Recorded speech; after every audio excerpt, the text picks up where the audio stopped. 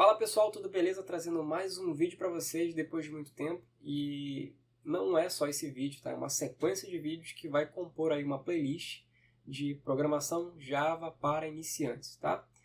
Bom, eu não vou entrar muito em detalhes, tá? Em passar slides, mostrar o que é uma JVM, o que é um JDK, o que é um JRE, enfim, eu vou codar, vou explicar. E aí a gente vai entrando nos conceitos no decorrer do curso, tá? Conforme a gente vai criando o nosso código. Ah, mas por que isso? Porque talvez essa abordagem para algumas pessoas, né, que têm dificuldade de entender, por exemplo, slides, entender os conceitos, para depois ir para a prática, talvez seja complicado. Tá? Chegou uma fase da minha vida que eu também era assim. Eu aprendi mais o conceito aplicando a prática, porque eu via acontecendo, eu gostava do que estava acontecendo, e aí por curiosidade, eu ia pesquisar mais a fundo, tá? Então talvez esse seja o seu caso. Então, vamos lá, pessoal. Estou utilizando o sistema operacional aqui, o Zorin OS, como todo mundo já conhece aí, né, dos meus vídeos. Eu sou adepto aqui do Zorin, tá? Eu gosto muito dessa interface, ela é muito fácil, muito simples de trabalhar. Apesar de utilizar o Ubuntu, utilizar Arch Linux bastante aqui também, eu ainda prefiro o Zorin, que é baseado no Ubuntu, tá? Bom, para não demorar muito aqui no curso, eu já tenho o Java instalado. Vou deixar na descrição do vídeo aí outros vídeos que eu tenho aqui no canal ensinando como instalar e configurar o Java no Linux, Ubuntu e seus derivados e no Windows também, certo? Então, eu tenho o compilador do Java aqui, tá? Configurado certinho. Tenho o Java também configurado certinho, tá?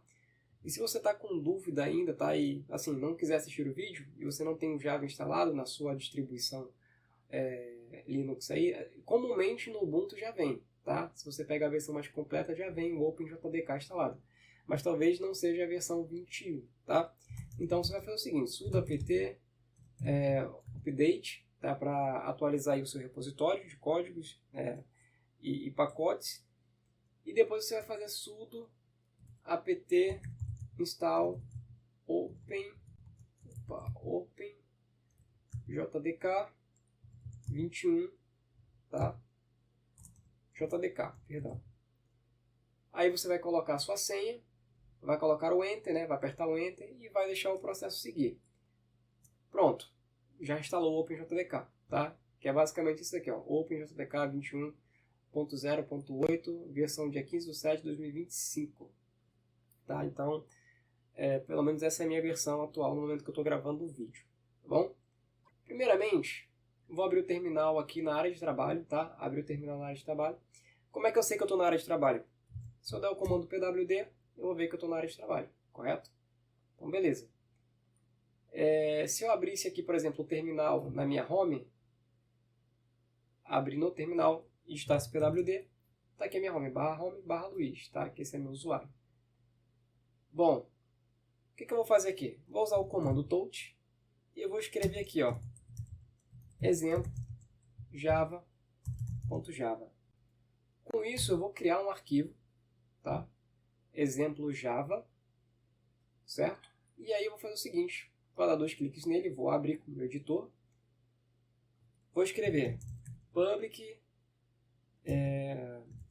class java exemplo, certo?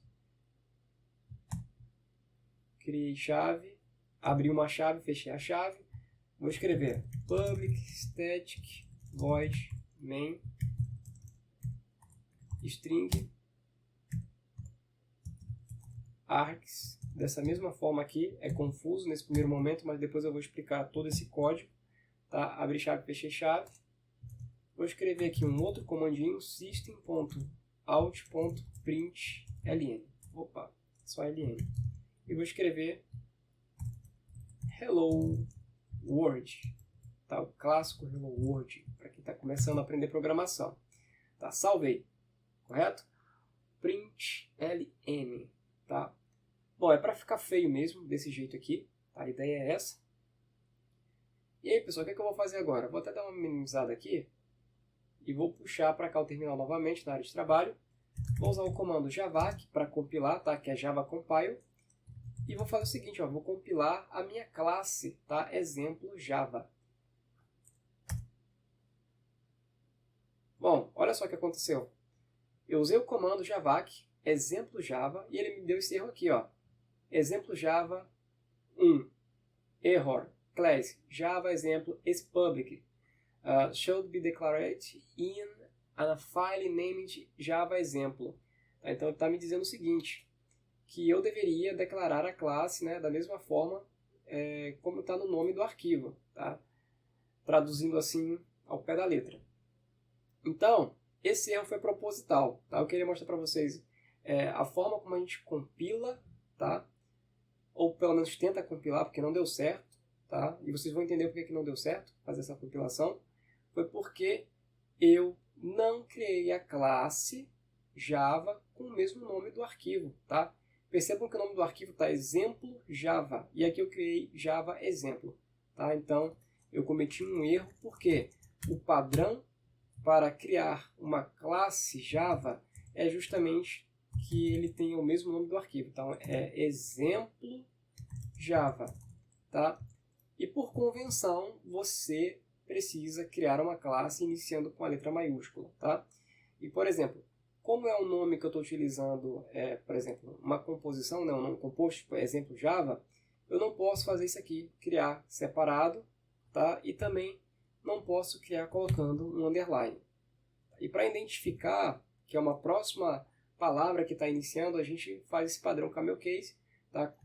E aí a gente inicia a outra palavra com a letra maiúscula também. Mas nada me impede de escrever exemplo Java, né, com Java minúsculo aqui. Só que aí não fica tão legível, tá vendo? Ó, exemplo Java. Assim, quando a gente bate o olho, já fica muito mais visível. Exemplo Java, certo? Então o que eu vou fazer agora? Vou compilar novamente. E olha só o que acontece. A classe foi compilada com sucesso, não mostrou nenhum erro. E ele acabou gerando esse ponto class aqui. Esse ponto class aqui, pessoal, nada mais é do que um bytecode, né? A forma como o Java compila o seu código, ele transforma nesse negócio feio aqui, tá? Mas que não é obrigação nossa entender, mas sim da JVM. Quem é a JVM? Java Virtual Machine, tá? Que é a máquina virtual do Java. Ela que é responsável por fazer essa leitura desse arquivinho maluco, tá? Então, assim, isso aqui a gente não deve se preocupar com esse ponto class, tá? Mas olha só como é que é custoso.